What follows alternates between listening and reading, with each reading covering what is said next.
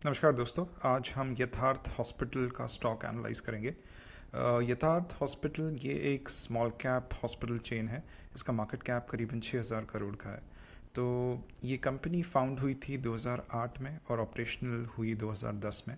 तो यथार्थ hospital basically आपका multi speciality tertiary care hospital है। मल्टी स्पेशलिटी मतलब cardio, nephro, neuro, multiple specialities है। तो इस हॉस्पिटल में करीबन 25 स्पेशलिटीज़ है, इसलिए उसको मल्टी स्पेशलिटी कहते हैं।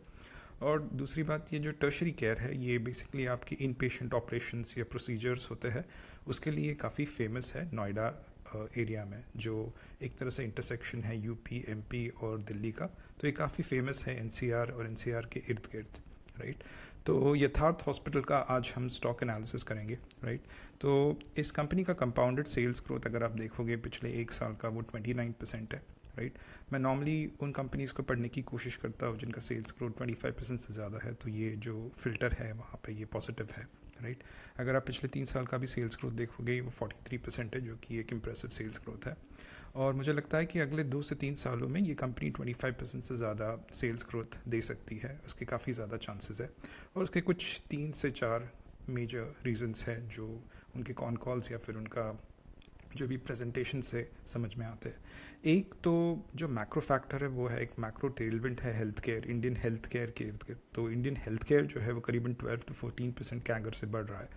और इंडियन हेल्थ केयर इकोसिस्टम में 70% जो स्टेक है वो हॉस्पिटल और डायग्नोस्टिक सेंटर्स का है।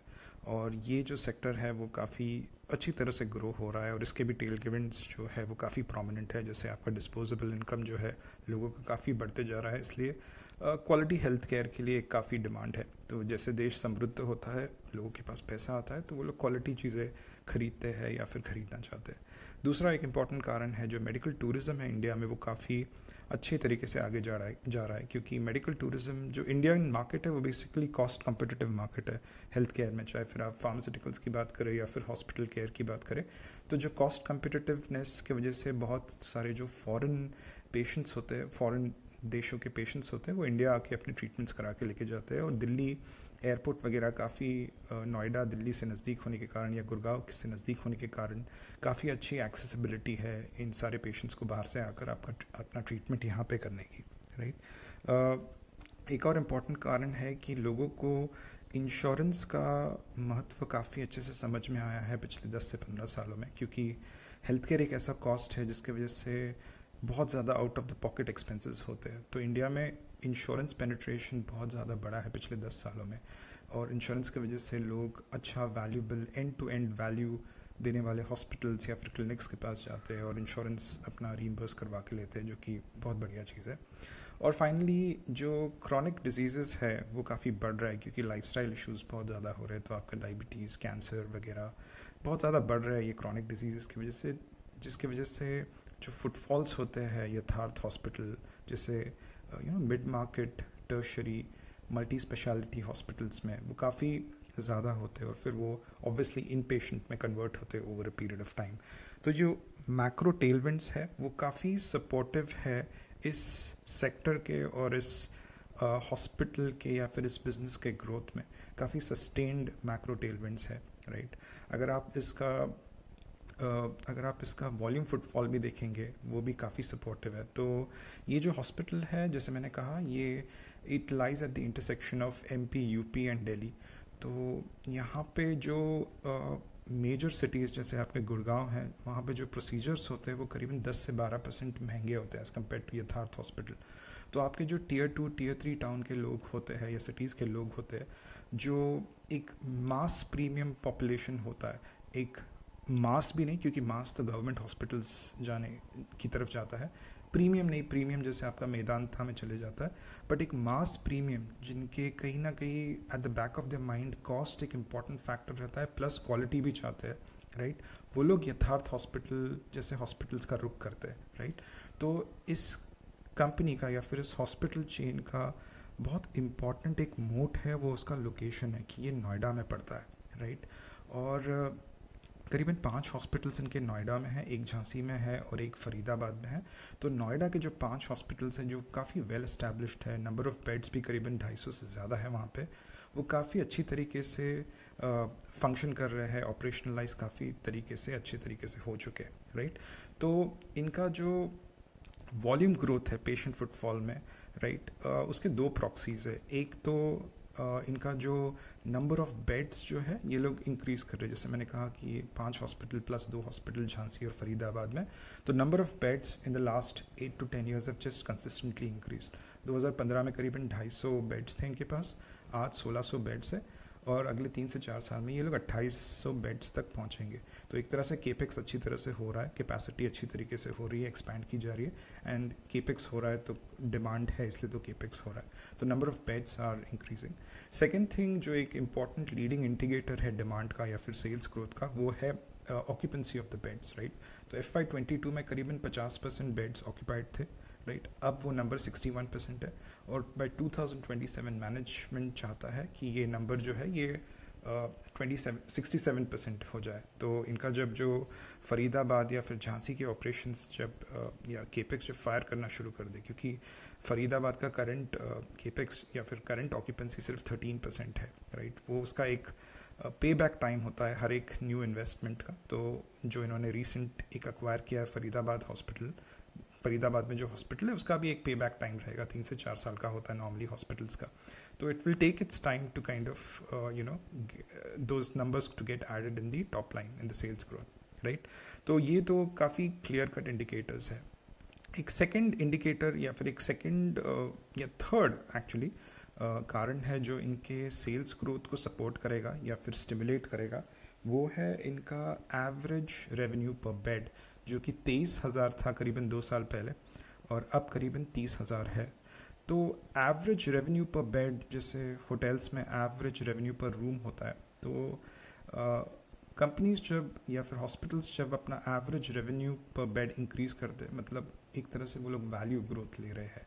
तो एक बेड पे अगर 23,000 चार्ज किए जा रहे थे तो अब 30,000 चार्ज किए जा रहे हैं और वो इंक्रीज़ करना चाहते हैं, और वो इंक्रीज़ ये लोग थेरेपी मिक्स में चेंज करके करेंगे। फॉर एग्जांपल इंटरनल मेडिसिन जो एक थेरेपी है, उसका जो एवरेज रेवेन्यू पर बेड काफ़ी कम होता है, राइट। पर आप जब कार्डियो, नेफ्रो, न्यूरो, ऑर्थो में चले जाते हैं तो आपका एवरेज रेवेन्यू पर बेड जो है वो काफ़ी अच्छा होता है, क्योंकि ये हायर स्पेशलिटीज़ है, हायर वैल्यू स्पेशलिटीज़ है, राइट। तो करीबन जो इनका जो करंट एवरेज रेवेन्यू पर बेड है वो अगर पीयर्स को देखे जाए तो काफ़ी कम है फ़िलहाल, और कंपनी काफ़ी कॉन्शियस है इसके बारे में, और वो लोग अपना AR या फिर एवरेज रेवेन्यू पर बेड जो है वो इंक्रीज़ करना चाहते हैं हायर वैल्यू के स्पेशलिटीज़ को रुक करके, राइट। तो ये कुछ 3-4 कारण हैं जिससे मुझे लगता है कि इनका जो सेल्स ग्रोथ है अगले 2 से 3 सालों में 25% से ज़्यादा क्लॉक करना संभव है, राइट। अगर आप अर्निंग्स ग्रोथ की बात करें तो इनका जो ऑपरेटिंग प्रॉफिट मार्जिन, अगर आप एक तरह से देखोगे यहाँ पे ऑपरेटिंग प्रॉफिट मार्जिन इनका अराउंड 30% है, राइट। तो ऑपरेटिंग प्रॉफिट मार्जिन जो कंपनी का एक तरह से 25% था 2017 में, वो 30% ऑलमोस्ट हुआ, और इसमें कोई सिक्लिकलिटी नहीं है, राइट। तो एक्सपैंड ही हो रहा है मार्जिन। ये नेट प्रॉफिटेबिलिटी मार्जिन भी अगर आप देखोगे तो करीबन 20% है, ये भी एक्सपैंड ही हो रहा है, राइट। ऑलमोस्ट 18% है, 20% नहीं है, 18% है, और ये भी एक्सपैंड हो रहा है, राइट। बहुत सारे कंपनीज़ को एनालाइज करने के बाद समझा है कि बिजनेसेस में प्रॉफिटेबिलिटी होती ही नहीं है। किसी की 3% होती है, किसी की 5% होती है, किसी की 7% होती है। बट इस कंपनी में जब आप देखते हो कि जो ऑपरेटिंग प्रॉफिट मार्जिन आपका 29% है या फिर नेट प्रॉफिटेबिलिटी आपका 18% है, तो लगता है कि इसे और पढ़कर इसे और समझा जाए, राइट। तो इसके भी 2-3 कारण है कि एक मार्जिन्स कहाँ से आएंगे और एक्सपैंड कैसे होंगे, क्योंकि अर्निंग्स ग्रोथ इनका 70% है। 25% से ज़्यादा अर्निंग्स ग्रोथ अगर 70% हो तो we need to kind of look at these companies in a more serious way, right. तो 2 कारण हैं, एक तो जैसे एवरेज बेड पर रेवेन्यू की बात हुई, तो that is not only value growth which will affect the top line, but that would also lead to margin expansion. तो ऑपरेटिंग प्रॉफिट मार्जिन जैसे आप थेरेपी मिक्स को हायर लेवल पे लेके जाओगे तो वो एक्सपैंड होंगे। दूसरा जो इनका एक कॉस्ट मॉडल है वो काफ़ी सही तरीके से उन्होंने हैंडल किया है कि इनका जो इनके पास जो डॉक्टर्स है उनका एक तरीके से इन लोगों ने एक नो स्टार डॉक्टर पॉलिसी इस्तेमाल की है। तो क्या होता है कि अगर आप कोई स्टार डॉक्टर या फिर बहुत फेमस डॉक्टर अपने हॉस्पिटल में लेके आते हो तो वो पेशेंट्स तो लेके आता है क्योंकि उसका नाम काफ़ी ज़्यादा होता है, बट पेशेंट्स केटर कुछ लेवल तक ही होते हैं, राइट। और जब वो डॉक्टर चले जाता है तो बहुत सारे पेशेंट्स चले भी जाते हैं। तो जब आप हॉस्पिटल्स की बात करते हो तो हॉस्पिटल का ब्रांड, कौन से डॉक्टर्स वहाँ पे, क्या रेप्यूटेशन है, वो सब मैटर करता है।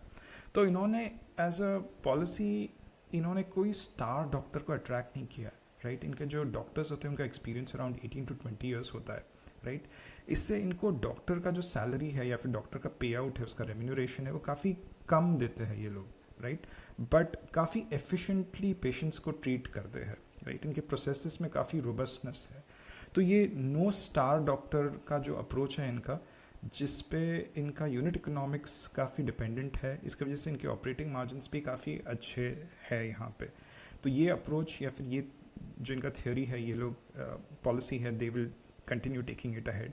And in spite of having no star doctors, the company or the hospital is a big brand today, especially in the northern parts of the country, right? तो earnings growth again I see more than 25% for the next 2 to 3 years. तो यहाँ पे मुझे काफ़ी predictability दिख रही है, right. अब डिस्कस करते हैं रिटर्न रेशियोज। तो कंपनी का जो रिटर्न रेशियोज है, रिटर्न ऑफ इक्विटी जो है, पिछले 5 साल का अगर आप देखोगे तो करीबन 27% है, राइट। और इसका सेल्स ग्रोथ अगर पिछले 5 साल का आप देखोगे तो करीबन 47% है। तो यहाँ पे थोड़ा मुझे दिक्कत लगता है, right. Return of equity is a long term sustainability metric. अगर 5 साल का रिटर्न ऑफ इक्विटी 27% है तो एक तरह से हर कोई इन्वेस्टर जिसने 100 रुपये इस कंपनी में डाले हैं उसको साल दर साल 27% या 27 रुपये का प्रॉफिट हुआ है, राइट। तो एक सेल्फ सस्टेनेबल बिजनेस मॉडल है इसका, राइट। बट जब इसका सेल्स ग्रोथ बहुत ज़्यादा होता है रिटर्न ऑफ इक्विटी से, तो इसका मतलब ये है कि कंपनी में पैसा 27% से आया है बट 47% से यूज़ हुआ है। तो ये बीच का जो 20% है डेल्टा, ये कहाँ से आया है? ये आया है डेट से, ये आया है इक्विटी डाइल्यूशन से। तो कंपनी ने बहुत सारा एक तरह से डेट लिया था, और जब ये अगस्त 2023 में लिस्ट हुई थी तो इन्होंने 40% of the proceeds of the IPO they repaid the debt. तो अभी फ़िलहाल बैलेंस शीट में डेट कम है, बट कंपनी कहीं ना कहीं डेट के थ्रू या फिर कर्ज के थ्रू आगे बढ़ी है, राइट। और ऑब्वियसली इक्विटी इन्होंने लिस्ट किया है तो इक्विटी डाइल्यूशन तो होगा ही कुछ हद तक, राइट। तो इसका रिटर्न ऑफ इक्विटी भले एक सेल्फ सस्टेनेबल मॉडल देता है, बट कहीं ना कहीं ये रेड फ्लैग तो नहीं मैं कहूँगा इसको, बट मुझे थोड़ा इनकन्वीनियंट कर रहा है कि ये सेल्स कुछ ज़्यादा ही तेज़ी से बढ़ रहा है और पैसा उतना आ नहीं रहा है सिस्टम में या कंपनी में, राइट। तो अगर आप इसका रिटर्न ऑफ ROCE भी देखो, रिटर्न ऑफ कैपिटल एम्प्लॉयड, वो भी करीबन कुछ 24% तक है, जो मुझे लगता है एक डिसेंट ROCE है, right. There is nothing wrong in the ROCE as such. एक 24% है, मतलब आपकी कंपनी में 100 रुपये का प्रॉफिट बना है, जिसमें से आपने 24% या 24 रुपये प्रॉफिट कमाया है। अगर आपने 100 रुपये लागत है आपके बिजनेस में तो आपने 24 रुपये का एक तरह से प्रॉफिट कमाया है। क्या यहाँ पे सही दिख रहा है वो है री इन्वेस्टमेंट रेशियो। तो ये आपको भूलना नहीं चाहिए कि एक स्मॉल कैप कंपनी है, और अगर इसको ग्रो करना है तो एक्सपोनेंशियली ग्रो करना है तो पैसा इसको फिर से अपने बिजनेस में लगाना है। तो यहाँ पे अगर लेट्स से 100 रुपये बिजनेस में लगाए गए और 24% या 24 रुपये ROCE है, तो आपका री इन्वेस्टमेंट रेशियो जो है वो 231% है, मतलब 231% of 24%, which is obviously a bigger number. इसकी वजह से डेट या फिर इक्विटी डाइल्यूट करते हैं कंपनीज, क्योंकि कंपनी में या बिजनेस में उतना पैसा नहीं बनता है तो फिर एक्सटर्नल सोर्सेस ऑफ कैपिटल के पास जाना पड़ता है। तो एज ऑब्वियसली इनका जो फ्री कैश फ्लो है वो -420, it's not a free cash flow positive company. मैं स्मॉल कैप्स को free cash flow positive expect भी नहीं करता हूँ, बट एक फ्री कैश फ्लो कंपनी जो होती है वो एक 24 कैरेट गोल्ड होता है, उसका जो वैल्यूएशन जो भी होता है वो बहुत ज़्यादा होता है। तो ये एक फ्री कैश फ्लो कंपनी नहीं है, इसको हमें एक मेंटली नोट कर लेना चाहिए, राइट। इसके वर्किंग कैपिटल के बारे में बात करें तो एक क्रिटिकल चीज़ यहाँ पे दिखाई दी है। तो कंपनी जब 2010 में स्थापित हुई थी तो इनके जो इनिशियल क्लाइंट्स थे वो गवर्नमेंट, CGSS या फिर प्रधानमंत्री जन आरोग्य योजना के थ्रू आते थे। तो गवर्नमेंट में क्या होता है, पेमेंट टर्म्स जो होते हैं वो करीबन 120 से करीबन 150 दिनों के होते हैं। तो आपने सर्जरी कर दी, बट पैसा कंपनी को करीबन 150 दिनों के बाद मिलेगा, 120 दिनों के बाद मिलेगा। तो जिसकी वजह से वर्किंग कैपिटल इश्यूज बहुत होते हैं। तो अगर अभी भी आप देखोगे तो इनका पेशेंट मिक्स जो है वो 37% गवर्नमेंट साइड पे है, राइट। और गवर्नमेंट के जो पेमेंट टर्म्स जैसे मैंने कहा वो काफ़ी लंबे होते हैं, जिसकी वजह से इनका वर्किंग कैपिटल साइकिल थोड़ा क्या बहुत हद तक थोड़ा बुरा ही है। तो इनको इसलिए एक्सटर्नल सोर्स ऑफ फंडिंग की हर वक्त ज़रूरत पड़ती है। तो कंपनी बहुत कॉन्शियसली कोशिश कर रही है कि वो पेयर मिक्स चेंज करे, वो ऐसे पेशेंट्स या प्राइवेट पेशेंट्स को ले जो कैश में पे कर दे। सर्जरी खत्म हो गई, डिस्चार्ज हो रहा है, कैश में पे कर दो। या फिर इंश्योरेंस वालों को ले दे कि ये सर्जरी हो गई, डिस्चार्ज का वक्त है, पेपर्स सब सबमिट कर दिए, इमीडिएटली टीपीए जो थर्ड पार्टी एसोसिएट होता है, जो भी आपकी इंश्योरेंस कंपनी है, पैसे भर दिए, आप डिस्चार्ज कर लो, राइट। तो ये पेयर मिक्स करने की कोशिश में लगी है, या फिर एक पेशेंट मिक्स भी इसको आप कह सकते हो कि गवर्नमेंट से प्राइवेट करने के लिए। तो कहीं ना कहीं इस कंपनी का जो थ्रेट है या फिर रिस्क है, कहीं ना कहीं उसके वर्किंग कैपिटल साइकिल से आता है। इसका वर्किंग कैपिटल साइकिल जो कैश कन्वर्जन साइकिल भी बोल सकते हैं, वो 75 से 120 पे है अभी। तो कैश जो है, कैश फ्लो आपका स्टक हो रहा है आपके वर्किंग कैपिटल में, इसलिए आपको एक्सटर्नल सोर्स ऑफ फंडिंग की ज़रूरत पड़ती है। So this is something which has to be paid attention to, right. इसकी ओनरशिप की बात करें तो काफ़ी स्टेबल ओनरशिप है, करीबन 65% का ओनरशिप लेके बैठे हैं यहाँ पे जो प्रमोटर्स है, राइट। इसका जो आप शेयर होल्डर्स को भी देख लीजिए, करीबन 16% है। सॉरी, जो share holders, public share holding जो है वो भी करीबन 20% है। रिटेल फ्लोट इसका सिर्फ 10% है, जो कि एक अच्छी बात है। मैं चाहता हूँ कि जिन किसी कंपनीज़ में मैं इन्वेस्ट करूँ या फिर पढ़ूँ या फिर समझूँ जो कंपनीज़ को, उसमें रिटेल फ्लोट थोड़ा कम हो, क्योंकि रिटेल बहुत वॉलेटाइल बना देता है स्टॉक को। और थोड़ा भी जब स्टॉक प्राइस गिरता है तो हर कोई बेच के भाग जाता है, स्पेशली जब डिविडेंड यील्ड ज़ीरो हो तो कोई इन्वेस्टर रहता नहीं है स्टॉक में। तो इसलिए रिटेल फ्लोट इसका 10% है, which is a good thing, right. Valuation 46 पे है, इंडस्ट्री वैल्यूएशन 55 पे है। मुझे लगता है कि डिसेंट वैल्यूएशन है for the earnings growth and the sales growth that the company is giving, right. So this was a brief about Yatharth hospital. This is not a stock recommendation. आप लोग please आपका रिसर्च कीजिए या फिर आपके financial adviser के पास जाइए जब आप किसी भी स्टॉक को में इन्वेस्ट करते हो।